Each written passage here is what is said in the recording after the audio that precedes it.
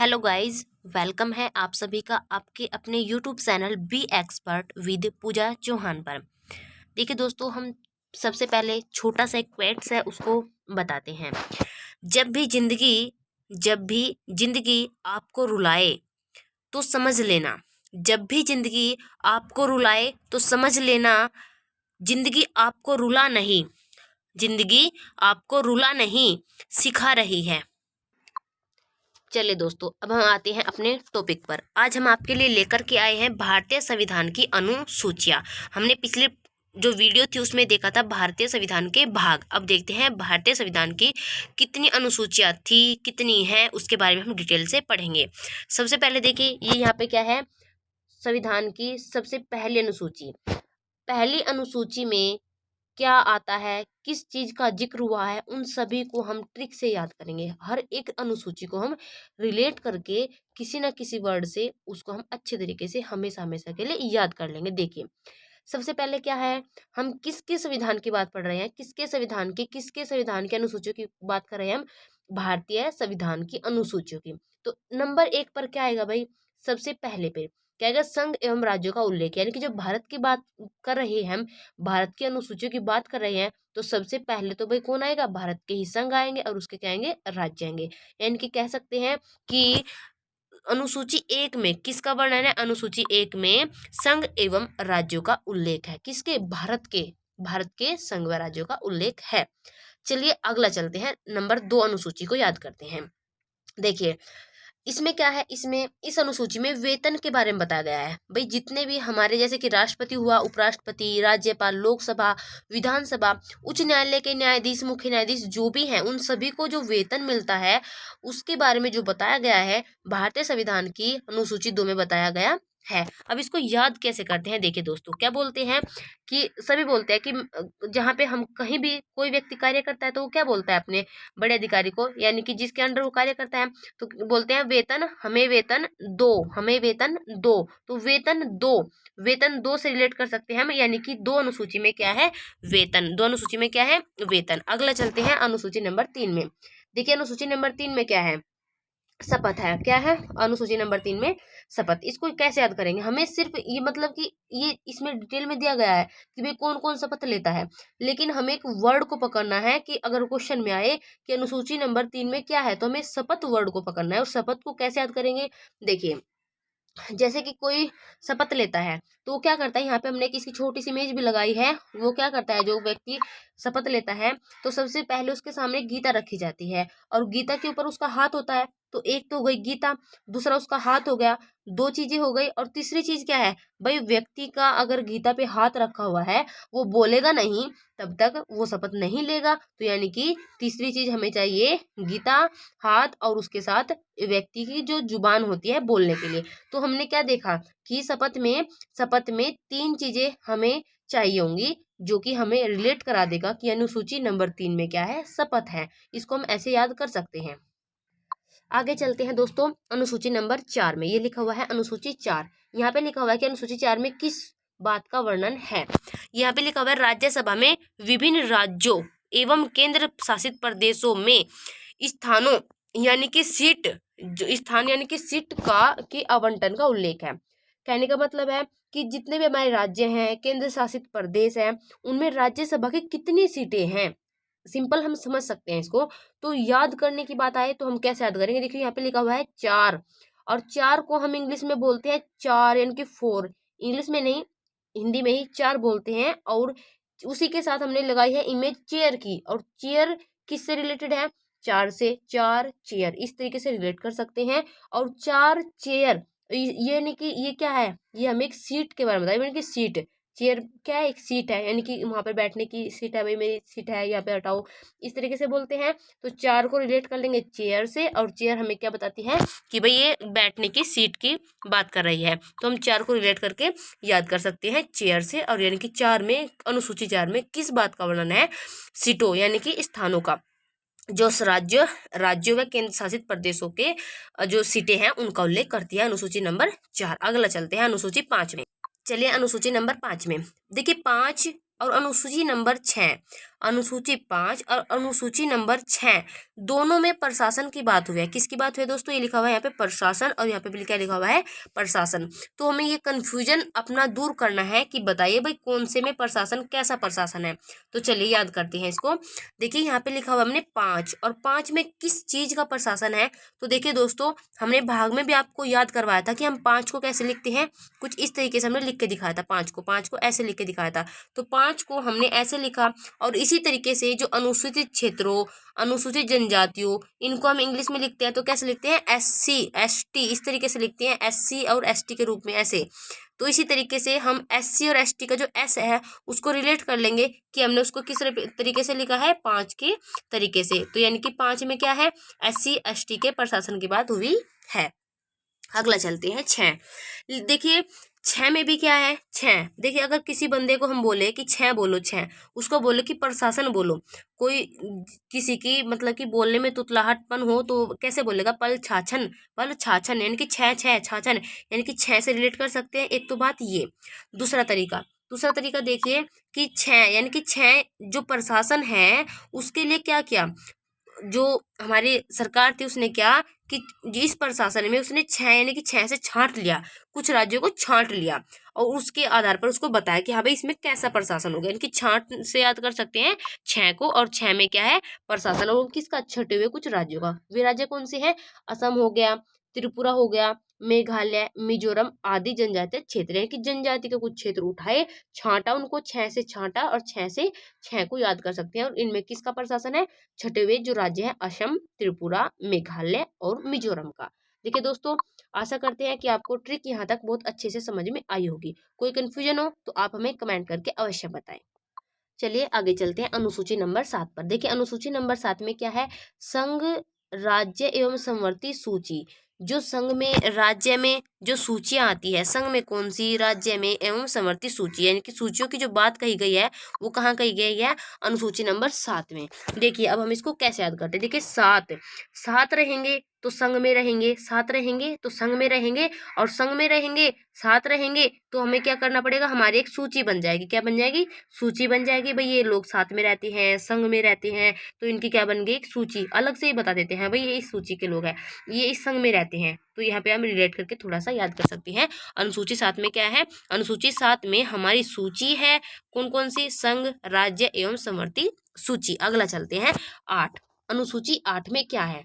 देखिए अनुसूची 8 में हमने यहाँ पे कितना है? भारत के 22 भाषाओं का उल्लेख किया गया है। किसका? भाषाओं का। अनुसूची 8 में तो देखिए हमने थोड़ा सा जो भाषाएं हैं उसको इंग्लिश में क्या बोलते हैं? लैंग्वेज बोलते हैं। और लैंग्वेज को हमने इंग्लिश में लिख दिया है। अब आप क्या करेंगे कि लैंग्वेज के जो ये वर्ड है, लैंग्वेज के वर्ड, इनको आप काउंट करके अगर देखोगे, L1 2 3 4 5 6 7 8, यानी कि लैंग्वेज के जो वर्ड हैं वो कितने हैं? 8 है। और हमारी भाषाएं किस अनुसूची में है? 8वीं अनुसूची में है। तो यानी कि हम भाषा को इंग्लिश में क्या कहते हैं? लैंग्वेज। और लैंग्वेज के ही वर्ड हमें बता देंगे कि कितने हैं? 8। तो उसी तरीके से बोल सकते हैं कि जो हमारी लैंग्वेज के बारे में बताया गया है वो अनुसूची 8 में है। अगला चलते हैं अनुसूची 9। अनुसूची 9। चलिए अनुसूची 9 ये लिखा हुआ है यहाँ पे। देखिए अनुसूची 9, क्योंकि 8 तो हमने यहाँ पे कर लिया है, अनुसूची 9 को याद करते हैं। देखिए अनुसूची 9 में क्या है? भूमि सुधार संबंधी अधिनियम। क्या है? भूमि सुधार संबंधी अधिनियम। देखिए दोस्तों, इसको कैसे याद करते हैं? अगर हम क्या बोलते हैं किसी को, भाई भूमि में सुधार करना है, तो न्यू। देखिए नो को रिलेट कर लेंगे हम न्यू से। New, NEW, new. न्यू माने भी तो नया होता है, और नया यानी कि अगर किसी भूमि में कहीं पे भी हम सुधार करेंगे तो वो क्या बनेगा? न्यू बनेगा, न्यू। और न्यू को रिलेट कर लेंगे हम नो से। तो यानी कि अनुसूची 9 में क्या है? भूमि सुधार। एक तो तरीका ये दोस्तों। दूसरा तरीका देखिए, अगर मान के चलो किसी की भूमि है, कोई बोल रहा है भाई इस भूमि में सुधार कर लो, थोड़ा बहुत सुधार कर लो, उसने देखा को भाई कुछ कमी है, तो जो उसका मालिक था उसने क्या बोला? नो, नो, मैं कोई सुधार नहीं करूंगा, नो। तो यानी कि भूमि सुधार से संबंधित अनुसूची पूछे तो कौन सी है? अनुसूची नंबर 9। अगले चलते हैं। देखिए अनुसूची नंबर 10, यहाँ पे लिखा हुआ है 10, और इसमें क्या है? किस बात का इसमें जिक्र हुआ है, यानी कि वर्णन हुआ है? तो इसमें वो है दल बदल निरोधक उपबंध, यानी कि जो लोग होते हैं पार्टी से पार्टी इस तरीके से इस तरफ बदलते रहते हैं, तो भाई उन पर निरोध लगाया गया, इनकी प्रतिबंध लगाया गया। तो किस अनुसूची के अंतर्गत लगाया गया है? अनुसूची नंबर 10 को। अब याद करते हैं इसको कैसे। देखिए यहाँ पे लिखा हुआ है दल, और दै से दल और दै से 10, यानी कि दल 10। एक तो तरीका ये। दूसरा तरीका देखिए भाई, अगर आप आज यहाँ पार्टी बदल रहे हैं, कल वहाँ, इस तरीके से, तो आप क्या होंगे? दल बदल हो जाओगे, और कल को आप उनके दास बनकर काम करोगे, यानी कि दास से कर लेंगे भाई, आप उनके दास, यानी कि 10 और दास बनकर काम करोगे अगर आप आजकल यहाँ वहाँ पार्टी बदलते फिरोगे, यानी कि दल बदल करते फिरोगे। तो दै से दल और दै से 10 भी आप याद कर सकते हैं। अगला चलते हैं पंचायती राज। देखिए इसमें क्या है, पंचायती राज में क्या पढ़ेंगे हम? देखिए अनुसूची 11, अनुसूची 11 में क्या है? पंचायती राज। देखिए इसको थोड़ा सा हम फनी तरीके से याद करते हैं। इसमें क्या लिखा हुआ है? 11 है, 11 ग्या, मतलब कि गा, किसको गा?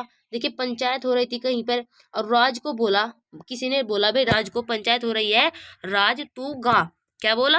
राज तू गा, यानी कि गा, गा से गा, गाने की गा से रिलेट कर लेंगे 11 है, तो गाने को बोला था किसको? राज को। कहाँ पे? पंचायत में। तो पंचायती राज, पंचायती राज में कौन सी अनुसूची में है ये? 11 है अनुसूची में। तो गा यानी कि गाने को बोला था, किसको बोला था? राज को। कहाँ पे? पंचायत में। तो पंचायती राज रिलेटेड कर लेंगे हम 11वीं अनुसूची से। अगला चलते हैं अनुसूची नंबर 12 में। देखिए अनुसूची नंबर 12 है, इसमें क्या है? नगर पालिका से संबंधित अनुसूची नंबर 12 है। देखियो अगर हम मान के चलिए हम कहीं बाहर चले गए, अनुसूची 12 को याद करते हैं, हम अपने गांव से कहीं बाहर चले गए, यानी कि नगर में चले गए, तो हम क्या बोलते हैं? कोई आता है उसको क्या बोलते हैं? भाई बाहर गया है, बाहर है, गया है, बाहर है, यानी कि बाहर है गए, यानी कि हम कहाँ चले गए? नगर में चले गए अपने गांव से। तो यानी कि नगर पालिका किस अनुसूची में है? अनुसूची नंबर 12 में। इसको थोड़ा सा आप रिलेट करके याद कर सकते हैं। अगला चलते हैं, हम यहाँ पे हमने एक छोटा सा यहाँ पे छोटा सा एक पॉइंट लिखा हुआ है, इसको समझिए। भारतीय संविधान में 22 भागों में विभाजित है। कितने भाग है? हमने पहले पढ़ा था 22 भाग है। इसमें 395 अनुच्छेद अनुच्छेद और 12 क्या है? अनुसूचियां है। अब इसको थोड़ा सा हम समझते हैं। देखिए कितने भाग हैं? 22। वैसे आज के टाइम में कुल ABC वगैरह को मिला करके टोटल 25 भाग हो चुके हैं, और 395 प्लस अनुच्छेद हो चुके हैं अब। और जो अनुसूचियां है उसको पढ़िए, पहले अनुसूचियां कितनी थी? 8 थी, और आज जो अनुसूचियां हो गई है 4 बढ़ के कितनी हो गई है? 12 अनुसूचियां हो गई है। यानी कि अगर पूछे कि टोटल अनुसूचियां कितनी है? 12 है। अगर क्वेश्चन पूछे भारतीय संविधान में पहले कितनी अनुसूचियां थी? 8 अनुसूचियां थी। अगर पूछे कि वर्तमान में कितनी अनुसूचियां हैं, तो अब वर्तमान में 4 अनुसूचियां जुड़कर टोटल 12 अनुसूचियां हो गई हैं। अगला चलते हैं। देखिए दोस्तों हमने अपनी अनुसूचियों को बहुत अच्छे तरीके से ट्रिक के साथ याद कर लिया है। अब देखते हैं कि भाई हमने जो ट्रिक से अपनी अनुसूचियों को याद किया है वो अनुसूचियां हमारे याद है या नहीं है, और उनसे पेपर में किस तरीके से क्वेश्चन पूछे जाते हैं। चलिए पहला क्वेश्चन, भारत के मूल संविधान में कितनी अनुसूचियां थी? तो देखियो क्वेश्चन पूछा गया कितनी अनुसूचियां थी, अभी बताया है मैंने आपको कि कितनी अनुसूचियां थी, 8 अनुसूचियां थी।